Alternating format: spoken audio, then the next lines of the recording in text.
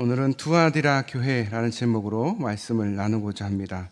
그동안 우리 에서버드 사빌라 에베소교회, 사대교회, 또 이제 두아디라 교회를 또 함께 보도록 하겠습니다. 2007년에 있었던 일입니다. 혹시 들으신 일이 있으신지 모르겠는데 터키 동쪽 마라야 시티에서 급진 회교 분자들이 3명의 크리스찬들을 고문하고 죽인 일이 있었습니다. 그들은 기독교 서점에서 일하던 사람들인데 그들이 이제 일을 마치고 함께 성경 공부를 할 때에 무장한 여러 사람들이 들어와서 3명의 그리스도인들을 죽입니다. 첫 번째 한 명은 아이가 4명이 있는 독일계 터키인이었고, 두 번째 사람은 결혼하지 않은 미혼의 터키인이었습니다. 마지막 세 번째는 2명의 딸이 있는 그 지역 지도자였습니다. 그 도시는 영적으로 매우 중요한 도시였고요, 500년 동안 교회가 있던 곳이기도 합니다. 아시다시피 이 회교도들, 이슬람인들 중에서는 이렇게 테러를 자행하는 이들이 생각보다 많습니다. 2007년에 발생했던 일이지만 저는 아직도 생생히 기억하고 있습니다. 제가 이제 전우사할 때 이 이야기를 선교사님을 통해서 접하고 굉장히 충격을 받았습니다.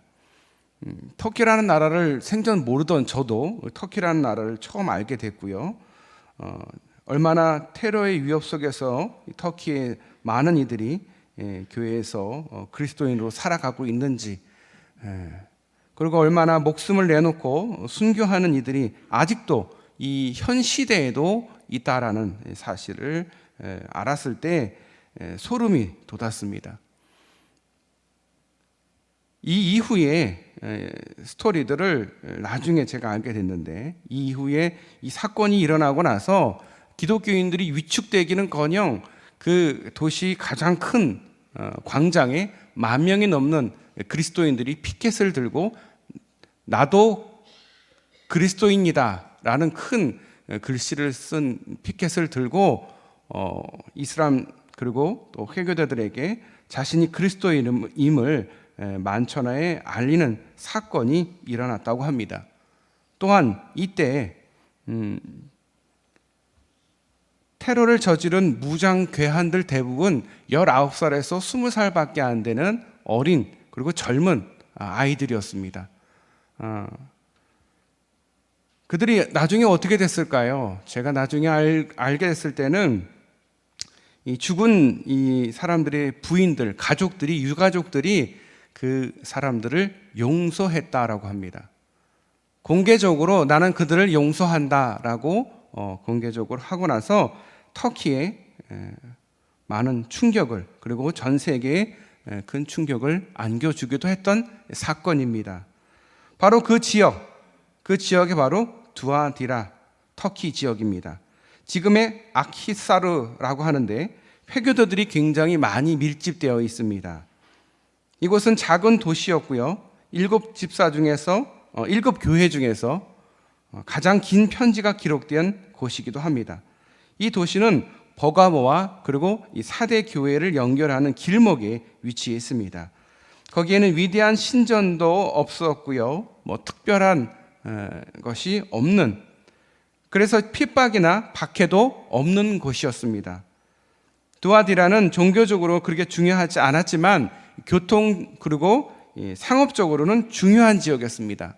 이 두아디라는 한번 들어보셨을 텐데, 이 모직물과 염색을 하기 위해서 특별히 염료가 발달되어 있는 염료 공장들이 굉장히 많이 있는, 그래서 바울이 빌립보에서 만난 자주장사 루디아, 이 루디아가 바로 이 두아디라 출신입니다. 당시 두아디라 성에는 상공인 조합이 있었습니다. 장사하고 또 물건을 만드는 사람들이 조합을 이루고 있었는데, 여기에 성도들이 거기에 또한 함께 포함되어 있었습니다. 문제는 이 조합들이 행하는 우상숭배와 그 이후에 벌어지는 식사 문제가 되었습니다. 무엇이냐? 상공인 조합들이 동업자들이 모인 조합인데 함께 모든 일들을 결정을 하고 나서 나름대로의 종교의식을 행하고 제사를 지냅니다. 그리고 그 제사 지낸 음식을 가지고 그 함께 모인 모든 사람들과 나누어 먹습니다. 이로 인해서 그리스도인들이 이 식사에 참여함으로 양심의 거리낌을 느끼게 됩니다. 부정한 음식, 그 음식을 먹어야 되는 것에 대해서 많은 문제가 야기가 되었던 교회이기도 합니다. 7교회 중에서도 칭찬도 많았고 책망도 많이 받은 교회입니다. 어느 교회보다 분량이 많은 성경의 지면을 차지하고 있는 이 두아드라 교회. 이 두아드라 교회의 사업과 사랑과 믿음과 섬김과 인내를 칭찬하고 있습니다. 기독교 신앙에서 가장 중요하게 여기는 덕목들입니다. 사업은 특별히 무슨 사업이었는지 정확히는 알 수는 없지만 아마 주님의 사업을 이야기하는 것으로 짐작할 수가 있습니다. 그들은 믿음이 있었고 섬김이 있었고 또 예배소 교인들에게는 없었던 이 사랑까지도 있었습니다. 예배소 교인들이 왜 혼났습니까? 첫사랑을 잃었기 때문에 혼났지 않습니까? 그런데 이 두아드라 교회는 그 첫사랑, 그 사랑이 있었다라고 말하고 있습니다. 소아시아의 다른 교회에는 없었던 주님의 사업도 있었고 칭찬받기에 부족함이 없던 이 교회에도 책망의 요소가 있었습니다. 그럼 책망의 요소가 무엇이었느냐? 20절에 보면 자칭 이세벨이라 하는 거짓 선지자를 용납함이니 내 종을 가르쳐 행음하게 하고 우상의 제물을 먹게 하는도다. 여기 이세벨, 아마 본명이 이세벨은 아니었을 것 같아요. 이 이세벨은 이 두아드라 교회를 어지럽게 했던 여인입니다. 자신이 성령의 은사를 받은 자라고 하면서 교회 안에서도 이 영향력을 끼친, 자기가 선지자라고 하면서 많은 영향력을 끼쳤다라고 합니다. 이 소수의 사람들만이 이 여인의 그 위장된 경건의 술수에 빠져 들어갑니다. 대부분의 사람들은 그녀를 따르거나 가르침에 반대하지 않고 그로 인해서 이세벨의 가르침은 에베소의 니골라당이나 버가모의 발람의 가르침과 비슷했다라고 합니다. 그러니까 이단인 거죠. 이단이 스며들어온 것이죠. 이세벨의 가르침은 두아디라의 여사제들을 통해서 구체적으로 실천되었다고 합니다. 당시 두아디라에는 여사제들이 있었는데 이들은 이세벨처럼 성도들을 깨워서 성전 의식에 참여하도록 했습니다. 당시 이방신들이 섬기는 그 신들은 남신과 여신이 있는데 그들이 금슬이 좋아야 한다. 그래야 풍년이 든다라고 해서 음행을 하도록 유도하는 역할을 했습니다. 이 같은 이유를 들어서 신전에 있는 여사제들이 이 신도들과 함께 제사를 지낸 후에 술을 마시고 취한 다음에 음란한 행위를 하도록 했던 것입니다. 성경학자들은 이 두아디라가 크지는 않았지만 옷감 염색약 기술이 발달돼서 물질이 풍부했다라고 말하고 있습니다. 돈이 많았고 돈으로 그 돈이 너무 많다 보니 그 돈을 개를 만들어서 두아디라에서 성행하는 이 개 조직이 생기는데 이 개는 이 도시에 존재하는 탐란리스 신전에서 이것이 나오게 되었다고 합니다. 이 갯돈을 타면 이 갯돈을 신전에 바칩니다. 그러니까 한 사람씩 이 순서가 되면 돈을 많이 신전에 바치는 거죠. 그러니까 신전에 바치기 위해서를 개를 든 거죠. 그리고 우상 제물을 제공받습니다. 이 같은 일들은 이 두아디라에서 비일비재했던 일입니다. 특히 그리스도인들도 이 같은 죄에 빠져들게 됩니다. 주님은 순결을 잃은 이 두아디라 성도들에게 단호하게 회개를 촉구합니다. 회개치 아니하면 큰 혼란이 있을 것이다 라고 말씀합니다. 그리고 그들의 자녀에게도 화가 미칠 것이다 라고 경고하십니다. 그 자녀가 죽을 수가 있다라고도 말씀하십니다. 25절부터 28절에는 회개하고 순결을 지키면 만국을 다스릴 영향력이 있는 권세를 주시겠다라고 말씀하십니다. 아울러 새벽별을 주신다고 하십니다. 이 새벽별의 뜻은 주님이 함께 하심으로 복된 삶을 살게 된다라는 것을 의미하는 것입니다. 이 두아디라 교회의 큰 문제, 바로 이세벨의 여인, 이세벨이라는 그 여인을 용납한 잘못에 있습니다. 이세벨이라는 그 이름은 많이 들어보셨을 것입니다. 언제 들어보셨습니까? 구약에 아마 나왔던 바로 아합의 부인 이세벨을 이야기하는 것입니다. 두아디라 교회의 이세벨의 관계성을 살펴본다면 이 이세벨은 이스라엘의 하나님에 대한 예배를 우상숭배로 바꾸려고 끊임없이 시도한 여인이었습니다. 구약 성경의 이세벨은 시돈 왕 옛 바알의 딸이었다라고 나옵니다. 이 바알의 철저한 추종자였습니다. 그녀는 바알의 여제사장이었고 종교적 음행과 술수로 이스라엘에 들어오는 것을 책임졌던 인물이었습니다. 결혼에 의해서 성립된 이 시돈과 그 이스라엘의 그 거래로 인해서 이스라엘은 점점 번영과 큰 부를 안게 됩니다. 아합 왕과 그 백성들이 이세벨에 의해서 매료를 당하게 됩니다. 바알신을 섬김으로 인해서 부자가 됐다라고 생각을 하게 된 것입니다. 그녀는 그들에게 강한 충동을 느끼게 하여서 그들을 바알 우상 앞에 무릎 꿇게 하였습니다. 이에 엘리야가 이 여자를 두고 예언하기를 첫째, 개가 그 죽은 시체를 핥을 것이다 라고 예언을 합니다.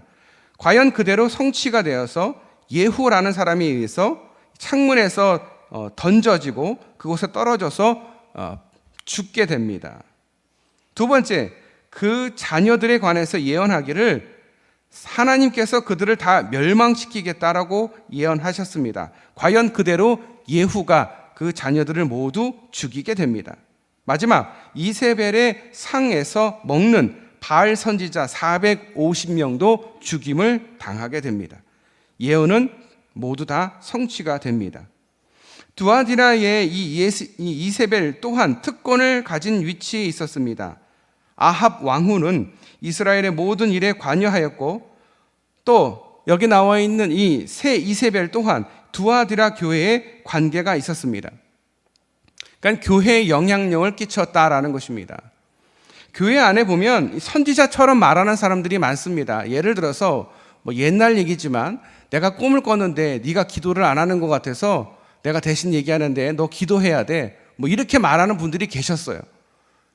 어느 누구도 이렇게 정죄하거나 판단하지 않는데 자기가 방언을 하고 꿈을 꿈으로써 당신들은 보지 못하는 것을 내가 알고 있고 그래서 내가 볼 때 당신들은 믿음이 부족하다, 경건하지 않다, 막 이렇게 혼을 내는 분들이 예전에 계셨어요. 근데 그 모습이 바로 이세벨의 모습과 비슷했다라는 거예요. 자기가 능력이 있다라고 하면서 사람들을 속인 것이죠. 그 헛된, 그 거짓된 경건을 몇 사람만 알고 대부분 사람들은 다 모르고 거기에 혹해서 그 사람들을 따르게 됩니다. 예전에 은사에서 굉장히 사람들이 많이 은사 있는 사람들을 찾아가고 쫓아가고 했었는데 지금 어떻습니까? 다 사라졌어요. 하나님이 필요할 때 은사를 허락하시고 그것을 위해서 개인의 어떤 명예나 개인을 위해 사용하는 것이 아니라 하나님은 교회의 덕이 되라고 주시는 것이고 또 본인에게 깨달으라고 주시는데 자꾸 남에게 지적을 하고 남을 정죄하는 일로 그 영성을 사용했다라는 거예요. 근데 시간이 지나서 보니까 다 그게 헛된 거예요. 그리고 어느 순간 보니까 다 사라져 버렸어요. 하나님이 다 걷어가 버렸어요. 그러니까 어떻게 돼요? 나중에는 걷어가니까 자기가 능력이 없어. 그러니까 어떻게 해요? 거짓으로 말하는 거예요. 난 아직 능력이 있어. 난 이런 사람이야. 이렇게 그러다 보니까 이단이 속출하게 된 거예요. 그래서 한국교회 이단들이 많아진 거예요. 이단이 처음부터 이단이 아니에요. 믿음이 굉장히 좋은 사람들이 변질되는 거죠. 하나님이 하나님 때에 하나님의 필요에 의해서 교인들을 위해서 교회의 덕을 위해서 주셨는데 자기의 이름을 위해서 사사로이 사용을 하다 보니 하나님이 그것을 걷어가 버립니다. 촛대를 옮겨버렸는데 자기가 그걸 인정을 안 하고 난 여전히 능력 있어, 난 여전히 경건해라고 하면서 거짓 능력을 발휘함으로써 많은 사람들에게 상처를 주고 교회를 와해되게 하는 일들을 예전에 했다라는 것입니다. 그런데 오늘 성경에는 바로 그런 비슷한 이세벨이라는 사람이 이 두아디라 교회에 있었다라는 거예요. 그래서 이 사람들을 조심하라라고 성경은 말하고 있습니다. 성경 안에서 선지자인 양 하는 사람들 조심해야 됩니다. 이단들이요, 굉장히 조직적으로 교회에 숨어 들어옵니다. 몇 사람이 들어와서 처음에는 굉장히 조용하고 그러다가 열심히 일하는 것처럼 하다가 어느 순간 1, 2년 지나면 그 속을 드러냅니다. 신천지는 그렇게 하기 위해서 교육받고 훈련받아서 아주 작은 교회들, 지방에 있는 교회들, 지금은 서울에 있는 교회들 굉장히 많이 침투해 있는데 지금은 대놓고 포교를 하지만 예전은 거짓을 포교를 사용하는 것에 대해서 전혀 꺼리낌 없이 사용하는 방법을 신천지는 이용하고 있습니다. 이단들이 바로 그런 거예요. 거짓의 영은요, 악한 영인 거예요. 결국은 거짓말을 한다? 그러니까 악한 영이 있는 거예요. 분명히 그 배후에는 악한 영의 어떤 계교가 있는 거예요. 이단들이 다 그래요. 사람들을 홀릴 때 거짓말로 홀리는 거지 진실되게 홀리질 않습니다.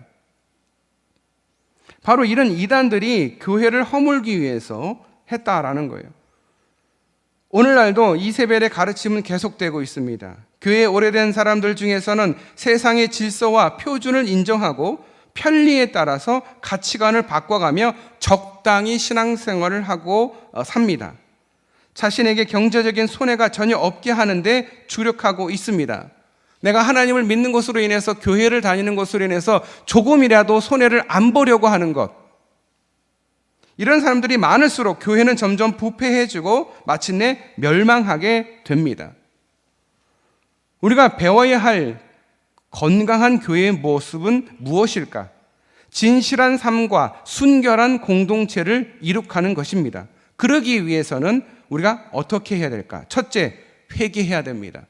내가 만약에 그런 일을 했고 아직도 그런 마음이 있다라고 하면 하나님 앞에 회개해야 됩니다. 기회는 아직 있습니다.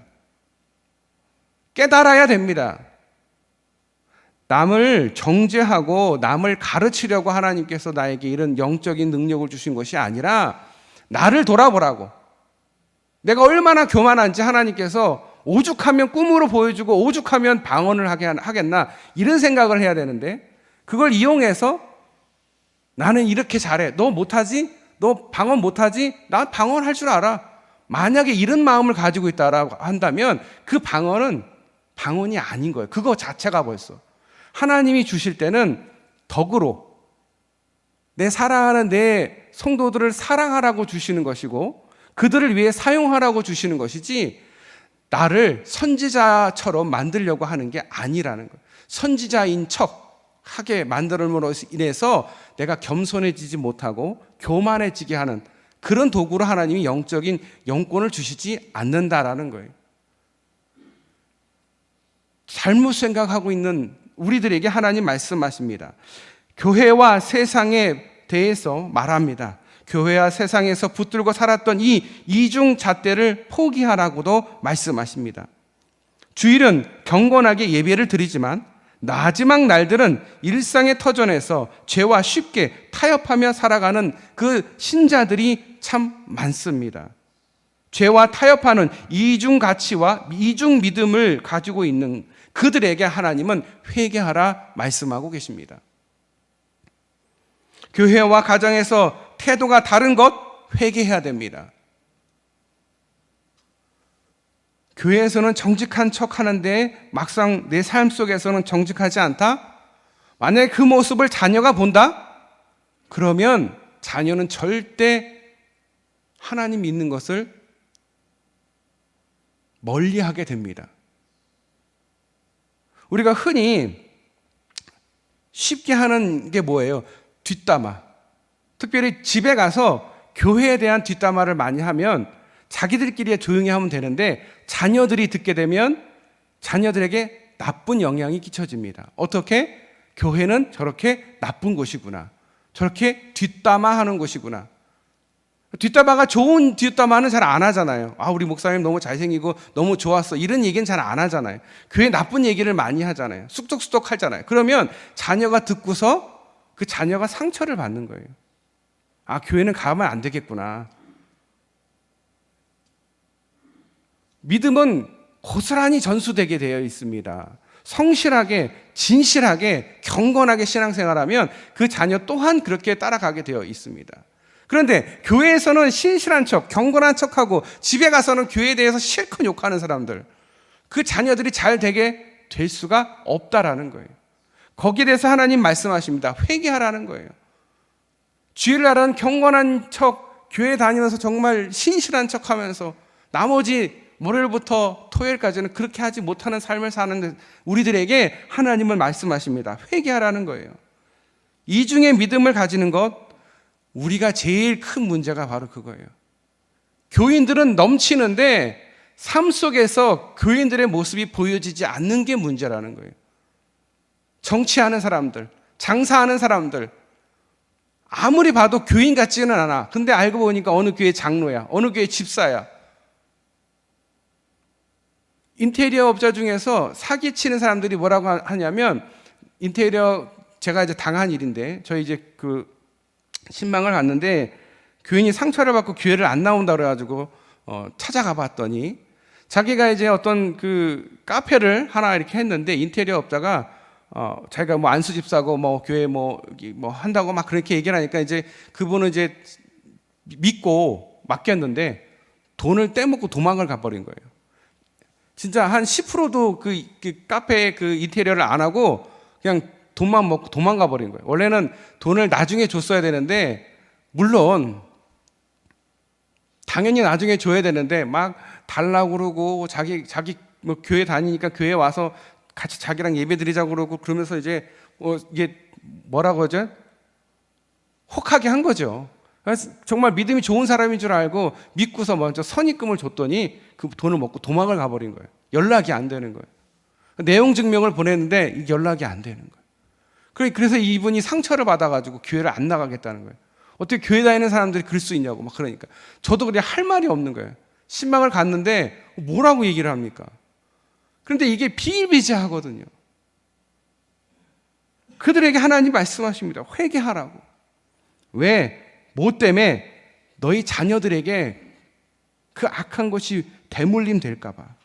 죄를 뉘우치라 말씀하십니다. 그러면서 하나님은 우리에게 회개할 수 있는 기회를 주십니다. 우리에게 자꾸 기회를 주시는데 하나님께서는 우리가 하나님 앞에 정말 나와서 간절히 회개하기를 기대하고 기다리시는데 우리는 그걸 잘 모르는 것 같아요.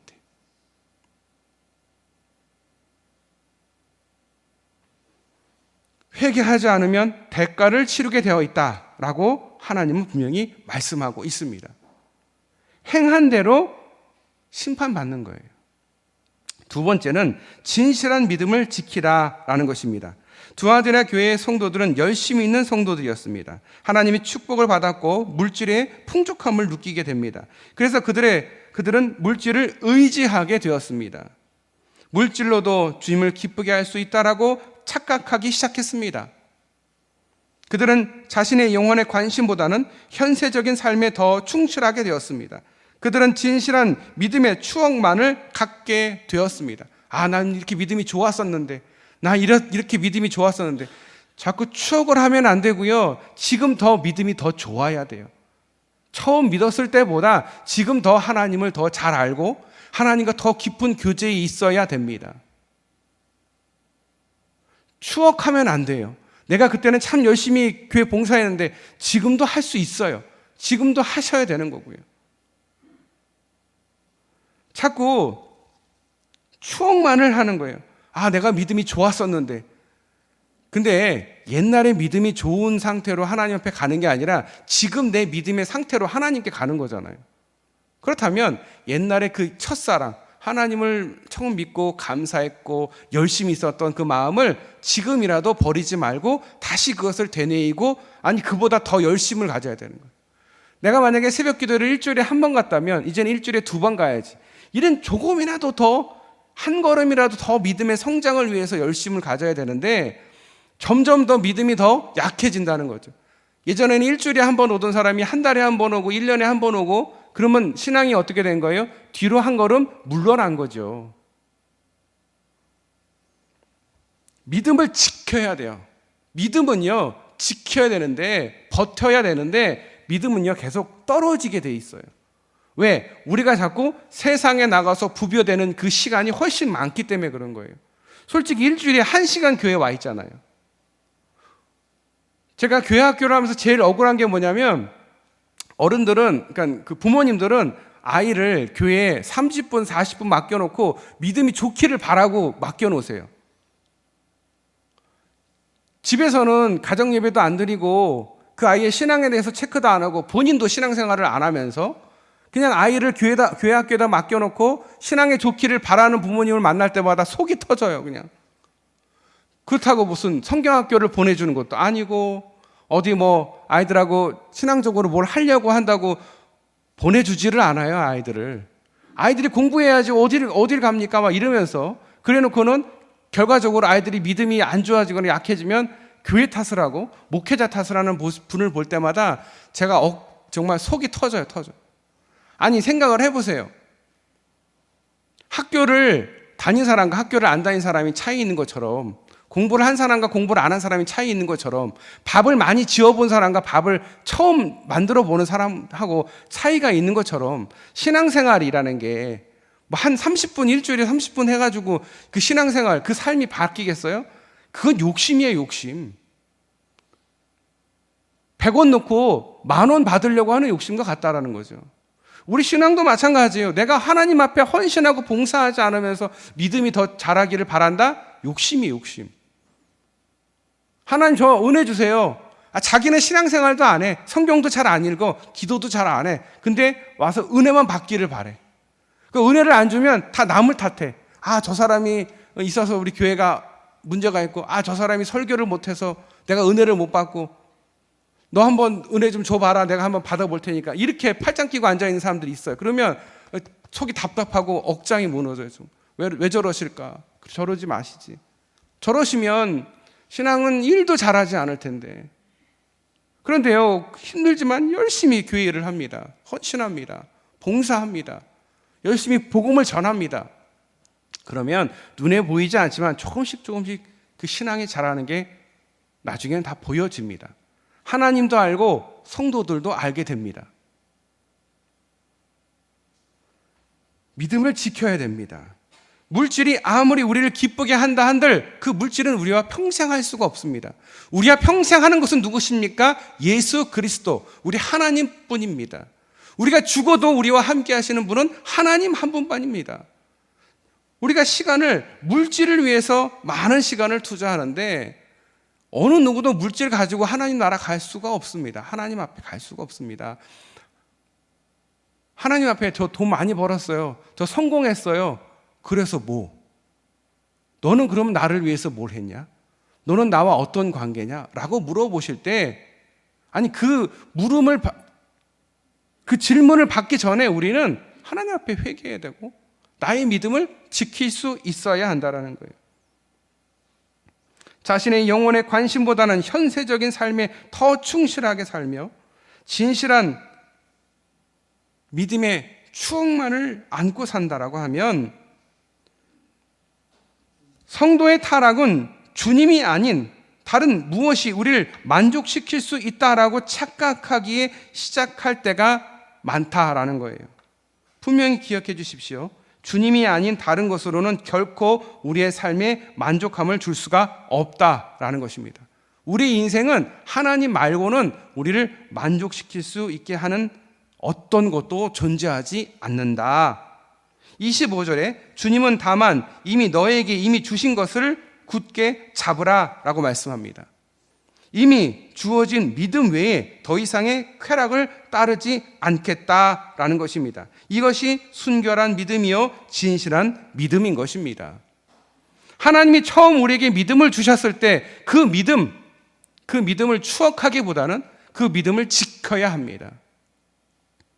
18세기 독일에 다나케라는 조각가가 있습니다.